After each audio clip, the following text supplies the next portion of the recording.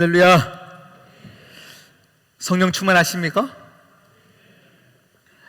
제가요 이렇게 다수를 상대로 성령 충만하십니까 하면 쉽게 우리가 아멘 해요. 그런데 제 앞에 누군가 한 분이 계실 때 집사님은 성령 충만하십니까? 물으면 바로 아멘 하지 아니하시고 이렇게 주저주저 하시는 모습들을 굉장히 많이 보게 됩니다. 왜 그럴까요? 왜 그런 것일까요? 지금 현재 내 모습이 성령 충만하지 않다라고 이렇게 생각하는 모습들이 있기 때문이죠. 우리가 보통 성령 충만하다, 성령 충만함을 받았다라고 할 때 이렇게 갖는 우리 어떤 이미지들이 있습니다. 오순절 성령 사건 가운데 불같은 성령이 한순간에 임재하셔서 갑자기 뜨거워지는 이 현상들, 이런 현상들을 우리가 성령 충만하다고 얘기하는데 지금 내 모습을 보니 그러하지 않으니까요, 집사님 성령 충만하십니까? 물으면 주저하게 되어지는 건 거죠. 나도 왕년에는 뜨거웠던 때가 있었는데 지금은 그렇지 않은 것 같으니 주저하는 모습들이 우리 안에 있습니다. 오늘 성령 강림절을 맞아서 우리가 함께 또 은혜를 나누기를 원하는데요, 오늘 우리가 시편 1편을 가지고 함께 말씀을 나누었습니다. 시편 1편에 보면 복 있는 사람은 이렇게 시작합니다. 복 있는 사람은, 우리가 성경에서 구약에서 히브리 언어로 복이라는 단어는요 바라크입니다. 바라크, 이것이 복입니다. 복. 그런데 시편 1편에서는요 바라크를 복이라고 말씀하지 않고 다른 단어를 쓰고 있는데요, 오늘 복 있는 사람은 할 때 이 복은 아슈레라는 단어를 쓰고 있어요. 이 아슈레라는 단어는 어떤 뜻이냐? 이것은요, 나는 내가 생각해 보니까 참 이것도 가졌고 저것도 가졌고 나는 참 복이 많은 사람입니다 할 때, 내가 나를 보면서 복 받았다 할 때 그 복이 아니고요, 누군가가 나를 볼 때에 야 너는 참 부럽다, 너는 참 복 받았다 하고 누군가가 나를 향해서 얘기할 때 그때 아슈레. 창세기에 보면 야곱이 등장합니다. 하나님께서 야곱을 향해서 너는 행복자로다 라고 얘기하고 있어요. 너는 행복자로다, 아슈레 라고 말씀하는 것이죠.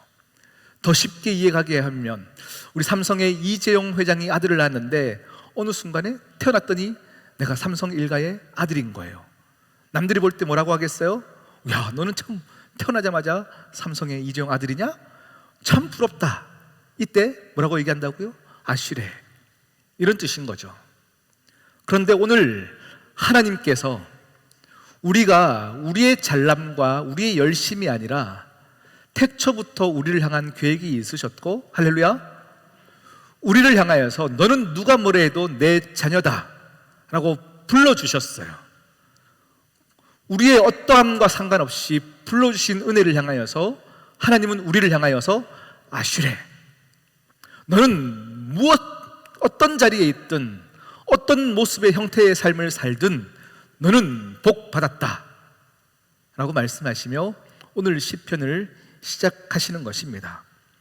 여러분, 성령 충만한 모습은요 한순간에 임재해가지고요 뜨거움이 생기고 이 뜨거움을 유지하는 것이 성령 충만한 모습이 아닙니다. 우리가 성령 충만의 모습을 잘 설명하고 있는 본문이 있다면 에베소서 말씀이 있는데요, 이 에베소서의 말씀을 보면 이런 말씀이 있어요. 세월을 아끼라, 때가 악하니라. 그리고 두 번째는 술 취하지 말라, 이는 방탕한 것이니 오직 성령으로 충만함을 받으라 말씀하고 있어요. 그리고 성령의 충만을 이야기하면서 그 다음 이어지는 본문은 뭐냐면 아내들이여 남편에게 복종하라, 아내들이여 남편이여 아내를 사랑하라, 이렇게 말씀하고 있어요. 이게 성령의 충만함과 무슨 상관인가? 우리가 성령 충만하면 항상 뭔가 뜨거워야 되는 상태를 이야기하는 것 같지만 오늘 에베소서에서 말씀하시는 성령 충만은 시간을 갖고 이 시간, 긴 시간 안에서 우리를 빚으시고 완성시키시는 하나님의 은혜를 성령 충만으로 이야기하고 있습니다. 시간에 걸쳐서 만들어지고 어떤 성숙으로 이끌어 가시는 하나님의 은혜, 이것이 성령 충만입니다. 우리가 성령 충만을 더 이해하기 쉽게 하려면요, 사랑으로 얘기해 보면 될 것 같습니다. 여러분이 누군가를 사랑해서 저 사람과 결혼하고 싶다, 뜨거운 사랑을 했고, 여러분 결혼을 다 또 하셨죠. 처음에는 감동이 있었습니다. 그 사랑으로 말미암아 내 안에 선한 마음이 나오기 시작했고, 충만함이 있었습니다. 어떤 것에도 흔들리지 않고 이 사람만 사랑할 수 있다면, 또 결혼할 수 있다면 그보다 더 중요한 것은 없고 행복한 것은 없을 것이다. 아마 그렇게 결혼을 결단하고 살아왔을 거예요. 그런데 결혼하니까 어떻던가요? 지금 웃으시는 분들은 제 말을 너무 깊이 이해하시는 것 같습니다. 신앙은 그렇습니다. 성령 받고 충만해진 상태는 계속 유지되어져야 감사할 것 같지만, 그것은 시작입니다. 출발점입니다. 이 출발점에서 시작해서 그 다음은 우리 인생 가운데 부흥되어지고 뜨거움을 경험했던 시작에서 그 다음 단계로 나아갔더니 뭔가 식어져 가는 것 같아요. 구원의 확신도 감동도 사라지는 것만 같아요. 그러니 이런 후유증이 생기기 시작하는 것입니다. 누군가 뜨거워지는 모습을 보면, 에휴, 나도 그때는 그랬어. 그때는 다 그거 뜨거워지는 건데 나도 뜨거워져 보니 그거 별거 없더라. 이렇게 이야기들을 하십니다. 그러니 우리의 인생 가운데 시작한 것이 끝까지 유지되어야 될 것 같지만 사실은 그렇지 않습니다. 우리의 결혼 생활은 뜨거운 사랑으로 시작했습니다. 우리 사랑을 잘 설명하는 성경의 구절이 있다면 고린도전서 13장이죠. 고린도전서의 13장에 보면 사랑을 정의하면서 먼저 무엇을 설명하냐면요, 그거 사랑 아니야, 이렇게 설명하고 있어요.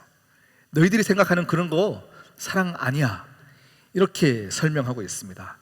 그 사랑 아닌 것이 무엇이냐면, 천사의 말을 하는 거, 그거 사랑 아니야. 좋은 달콤한 말을 해주는 것, 그거 사랑 같지만 그거는 사랑 아니야.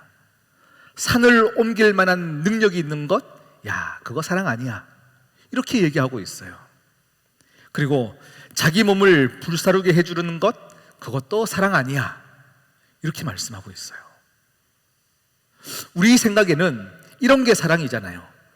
정열과 투지와 막 뜨거워지는 상태, 이것이 사랑인 줄 알았는데 성경은 그거 사랑 아니야. 성령 충만하면 항상 감동이 있고 어떤 넘침이 있는 것 같지만 성령 충만은 그런 간단한 문제가 아니야 라고 말씀하고 있습니다. 그러면서 사랑을 이렇게 정의합니다. 그러면 사랑이 뭐냐? 사랑은 오래 참음이야. 오래 참음이야. 우리 한글말로는 오래 참음인데요, 우리 영어 성경을 보면 더 우리에게 와닿습니다.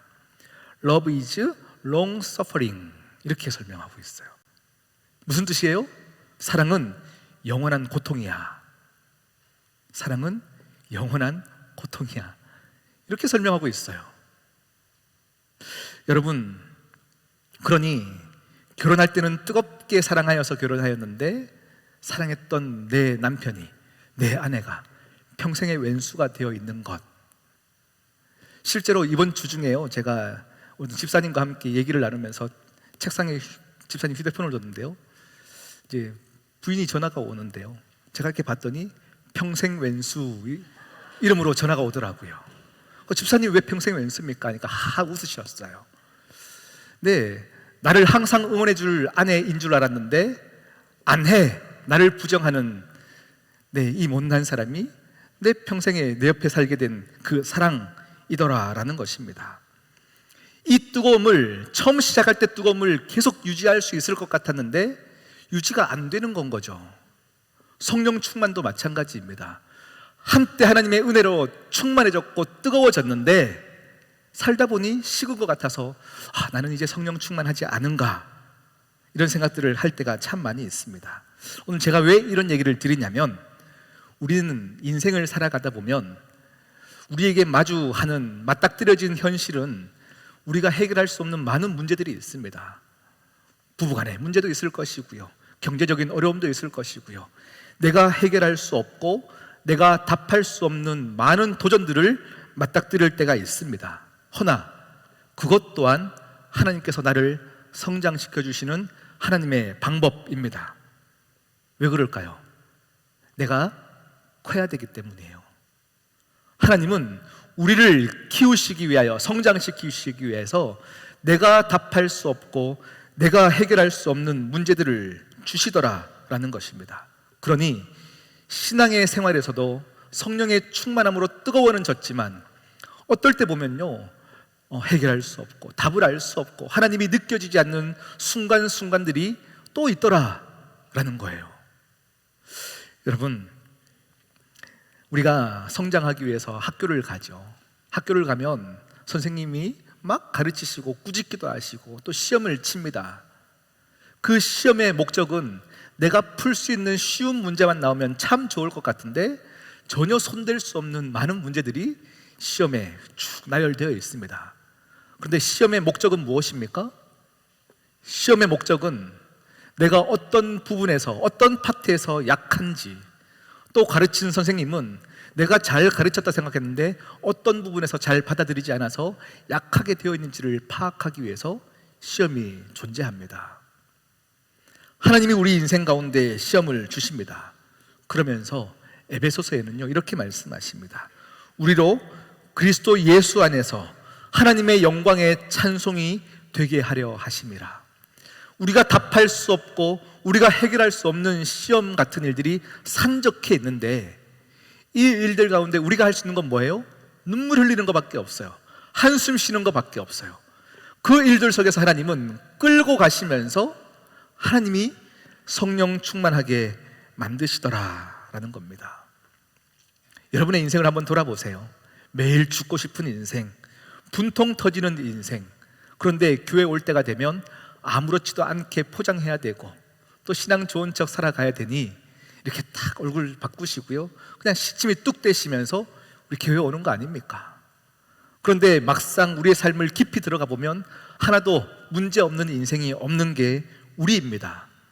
그런데 눈치 없는 배목사가 집사님 성령 충만하십니까? 물으면 답을 할 수가 없는 거예요. 내 문제도 급급한데 무슨 성령 충만을 얘기하십니까? 이렇게 우리는 얘기하는 것이죠. 그런데 여러분, 이런 우리의 힘든 인생들 가운데 끝까지 뜨거워서 성령 충만한 것이 아니라, 옛날에는 우리가 그렇게 배웠어요. 끝까지 뜨거워야 한다. 그런 것이 우리가 성령 충만한 것이다. 그런데 그렇게 하니 우리가 교회에서 항상 완벽하게 살아가야 되는 것 같고 항상 실수 없이 살아가야 되는 것 같은 그런 속임 가운데 살아가는 것이죠. 그런데 하나님은 우리의 삶을 다 아십니다. 답할 수 없는 인생, 해결할 수 없는 인생 가운데, 그래서 주님이 우리에게 찾아오신 것이고 몸소 죽음의 길로 가신 거예요. 여러분, 참 감동이 있죠. 하나님께서 내가 무엇하고 나를 사랑하셔서 독생자 예수 그리스도를 보내주시냐. 그러면 우리는 감동해서 너무 좋습니다, 막 눈물이 나옵니다. 그런데 이것은 굉장히 무서운 말입니다. 왜 무섭냐? 하나님이 우리를 정말 사랑하셔서 포기할 수 없어서 독생자 예수 그리스도를 죽게 하셨으니 이제 이렇게 말씀하시는 거죠. 두 손, 두 발, 두 팔을 다 걷고 너 오늘 이제 죽었어. 너는 이제 내가 끝까지 너를 책임지고 끌고 갈 거야. 이런 뜻이죠. 네가 지금 못난 모습으로 살아도 나는 내 이름과 명예를 걸고 너를 끝까지 하나님께서 기뻐하시는 자리로 끌고 갈 거야. 너는 답할 수 없고 너는 해결할 수 없는 문제 가운데 있지만 그러함에도 불구하고 하나님은 하나님의 이름을 걸고 우리의 인생을 끌고 오시면서 성령 충만한 그 자리에 앉추시더라 라는 것입니다. 할렐루야. 여러분, 우리는 그런 사람입니다. 그래서요, 오늘 성경을 다시 읽어보면 복 있는 사람은 악인들의 꾀를 따르지 아니하고 죄인들의 길에 서지 아니하고 오만한 자리에 앉지 아니하고 이렇게 말씀하는데, 읽다 보면 나는 그런 모습이 아닌 것 같은 건 거죠. 죄인들의 길을 원하고 오만한 사람들의 그 높은 자리를 원하고 많이 가져야 복인 줄 아는 인생이다 보니 하나님, 그러면 나는 복 있는 사람이 아닙니까? 하나님, 그럼 나는 성령 충만하지 않은 것입니까? 이렇게 얘기하게 되어지는데요, 우리가 이런 모습을 살면 복이 주어지고 성령 충만하다는 것이 아니라 이것은 하나님이 우리를 그렇게 부르셔서 너는 복 있는 사람이다라고 먼저 명령하시면서 하나님이 끌고 오셔서 이 자리에 앉히시겠다라는 하나님의 결단인 것입니다. 할렐루야. 그래서 오늘 2절 3절 말씀을 보면요, 2절 말씀을 보면 이렇게 얘기합니다. 오직 여호와의 율법을 즐거워하여 그의 율법을 주야로 묵상하는 자로다. 저도 예전에 이 말씀을 보면서요, 주님의 말씀을 주야로 묵상하고 주의 말씀은 정말로 꿀송이처럼 달다고 얘기했는데, 저는 성경을 읽으면서 한 번도 이렇게 꿀송이처럼 단 적이 없는 거예요. 각오하고 결단하고 의지적으로 창세기부터 시작해서 읽는데 레위기쯤 가면 계속 졸고 있는 저를 보는 거예요. 왜 다른 사람들은 다 달다 그러는데 나는 달지 않을까? 이런 고민들을 참 많이 했어요. 저는 성경이 단 것보다 잠 올 때 그 잠이 더 달더라고요. 네. 그런데 오늘 이 말씀은요, 막 자연스럽게 읽혀지고 막 꿀송이처럼 달게 되어지는 역사도 있지만 우리 대부분의 인생은요, 이 말씀은 우리에게 허락하신 이 말씀, 이 율법은 하나도 어긋남이 없으며, 할렐루야, 우리의 인생 가운데 말씀대로 살 때는 언제나 부작용이 없으며 하나님의 말씀대로 사는 것이 생명을 약속받는 것임을 아는 것, 그래서 여호와의 율법은 우리의 인생 가운데 꿀송이처럼 단 것입니다. 이대로만 살면 살 수 있습니다의 고백인 것입니다. 할렐루야. 여러분, 그래서 시편 기자는 오늘 말씀을 이야기할 때요, 이렇게 살면 복 있다, 이걸 가지면 복 있다라고 얘기하지 않고요, 복 있는 사람이라고 먼저 명령하신 다음에 하나님이 너를 악과 죄의 길을 쫓지 않게 만들 것이고 어떤 자리에 올라야만 성공했다라고 생각하는 이 시대 가운데서 너는 이미 그 자리에 앉아있는 자다라고 말씀하고 있습니다. 제가 이번 주 중에 신방을 하였는데요, 어느 집사님을 만나고 왔어요. 그런데 대화를 해보니까요, 성령 충만한 모습은 아마 이런 모습이지 않을까 싶어서 제가 이렇게 영상을 찍었습니다. 우리 함께 먼저 영상을 보도록 하겠습니다.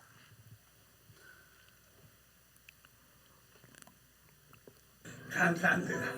이래저래 다 감사할 것뿐이야. 정말. 지난번에 말씀 주셨는데 집사님의 가장 큰 기도 제목이 뭐라고 그러셨어요? 나 기도 제목 항상 감사한 것뿐이야. 나 하나님께 영광 돌리는 것밖에. 뭐가 제일 감사해요? 예수 믿게 해줬으니까 감사하지. 네. 사망에서 생명으로. 그러니까 감사할 수밖에 더 있어. 이렇게 아픈 중에서도 어떻게 감사가 계속 나올까요? 아유, 내일 모레 죽어도 오늘 죽어도 할렐루야. 주님 뵈러 가는데 기쁘시군 뭐. 내가 우리 딸 보고도 아버지 돌아가시면 울지 말아라. 찬송 부르라고 했어. 네네. 그러면 예수 믿고 길에서도 전도를 많이 하셨잖아요. 옛날에. 네. 지금은 아파서 안 힘들어서 돼서. 못. 전도하실 때 뭐가 가장 기쁘셨고 뭐가 저- 제일 힘드셨어요? 하여간 보는 사람마다 예수 믿으면 예수 믿겠다고 착 이렇게 촛불로 대답하는 사람이 제일 좋더라. 나는 무슨 모습이 달라져. 예수 믿는다는 말만 하게 되면 난 그걸 느껴. 예수쟁이 얘기도 많이 들으셨죠? 그래. 욕도 한 사람이 있고. 근데 참 핍박받는 것도 기분 좋은 거 있지. 그게 예수쟁이야. 기쁘고 기쁘다야. 예수님 때문에 핍박받는 게 아, 제일 그거- 행복하다. 그럼요. 네. 있으나 없으나 예수 믿는 사람이 제일 행복한 사람이야. 제가 집사님께 제일 감사한 거는 네. 진짜로 끝까지 믿음 지키시는 모습을 보여주셔서 감사해요. 아멘. 지킬 건 믿음밖에 없으니까. 네. 하나님은 안 보여도 난 예수 믿어. 네. 예수 믿는 사람이 제일 행복한 사람이야. 원래는 주먹을 엄청 샀었던 이렇게 성령님 만나고 나서 그때부터 전도하기 시작하신 거예요. 옛날에 저 개 만들고 산 사람이라고 사람들이 날 놀려댔어. 사람들이 그래. 저거 며칠이나 또 교회 갈까 저 사람이 되겠나 저거 그래서 이 잔등에다가 전부를 감춰가지고 교회를 거의 한 달. 그런 사람들이 나한테 자꾸 그런 말 하니까 난 더 가고 싶어. 그래서 진짜 예수적이 됐어. 내가 진짜 진리를 알게 된 거야. 또 부족한 거 없지. 옛날엔 다 부족한 것 뿐이었었는데 지금 부족한 게 없어. 충족해, 만족해요. 네. 제일 좋아하는 찬송가 또 한번 부를까요? 네. 주 안에 있는 나에게 다르심이 있으랴. 너무나도 감사해. 난 주님께 더 감사해. 그러니까 여지껏 이렇게 또 살게 해줬으니 얼마나 감사해. 저희 카메라 보면서 한번 웃어주세요. 예수쟁이의 표정이에요. 내가 선한 싸움을 싸고 나의 갈 길은 달려갈 길을 마치고 믿음을 지켰으니 이제부터는 나를 위하여 의를 면하니 내 믿음으로 휴곧 의로우신 재판날의 그날에 내가 주실 것이 내게만 아니라 주의 나타나심을 사모하는 모든 사에게니라. 아멘. 주님을 찬송하면서 할렐루야. 할렐루야. 산소 호흡기가 없으면 살 수 없는, 거기에만 의지하고 살아가는 집사님이에요. 그런데 집사님의 인생은 뭔가 이렇게 최면을 걸면서 행복해야지가 아닙니다. 그냥 예수만으로 행복한 인생, 예수만으로 다른 악의 길을 생각하지 않는 인생. 여전히 아픈데, 여전히 힘든데, 사람들은요 병에 걸리면 불행하다고 생각하고 복이 없다라고 생각하는데, 병 중에서도, 아픈 중에서도 나는 예수로 말미암아 행복하다 말하는 인생. 우리에게 하나님은 그렇게 너는 복 있는 사람이다 말씀하십니다. 할렐루야. 여러분, 제가 청년 사역들을 하면서요, 청년들이 저에게 이런 얘기를 참 많이 했습니다. 목사님, 기독교가 너무 타락했습니다. 교회가 너무 타락했습니다. 그래서 나도 이제 신앙생활들을 하는 것이 너무 지치고 힘들고 이건 아니다 싶습니다 라고 얘기하는 청년들이 종종 있었어요. 그럼 제가 이렇게 얘기합니다. 어른들이 타락했다고 기독교가 무너지는 것은 아니다. 어른들의 시대는 너희들보다 먼저 끝날 것이다. 너희들이 끝까지 버티면 결국 하나님께서 교회를 너희에게 맡기신다. 어른들이 타락하는 것을 탓하는 것이 아니라 너희는 네가 타락할지를 두려워하라 라고 얘기합니다.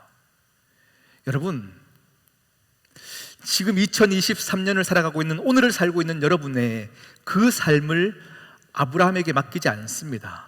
다니엘에게 맡기지 않습니다. 오늘의 삶은 하나님께서 여러분에게 맡기신 인생들입니다. 각 시대마다 하나님은 하나님을 사랑하는 자들을 맡겨주시고 세워주셔서 죄 많은 세상, 하나님 없이도 복받았다고 텅텅거리며 사는 세상 가운데서 하나님은 우리를 결국은 네가 복있다, 네가 복있다 말씀하시면서 끌고 오시면서 하나님의 교회를 이루어 가시더라 말씀하십니다. 그러하기에 여러분이 눈물 많고 답이 없는 인생, 그래서 나는 성령 충만을 기억도 못하는 인생이나 하나님은 여러분을 향한 계획이 있으시며 성령 충만의 길로 인도하시더라. 할렐루야. 내게 맡겨진 그 자리는 하나님이 맡겨진 자리입니다. 그 긴 시간 안에서 여러분 또 순종하고 또 순종하십시오. 오늘 이 시간 성령의 임재를 구하는 것도 내가 기도 뜨겁게 할 때 받는 것 같지만 그게 아니에요. 하나님이 주셔야 가능한 거예요. 이 시간 하나님 내 인생 가운데 오늘도 성령으로 인도하여 주시니 감사하고, 도망가고 싶은 내 현실의 자리 가운데 하나님께서 맡겨진 자리인 줄 알고 그 자리를 버텨내게 하여 주시옵소서. 우리의 결론 되기를 소망합니다. 할렐루야. 함께 기도하시겠습니다. 하나님 아버지, 악을 따라 살지 아니하고 죄를 범하지 아니하고 끝까지 하나님 편에 서 있는 자 되기를 원합니다. 하나님 붙잡고 살 때에도 여전히 힘들 수 있고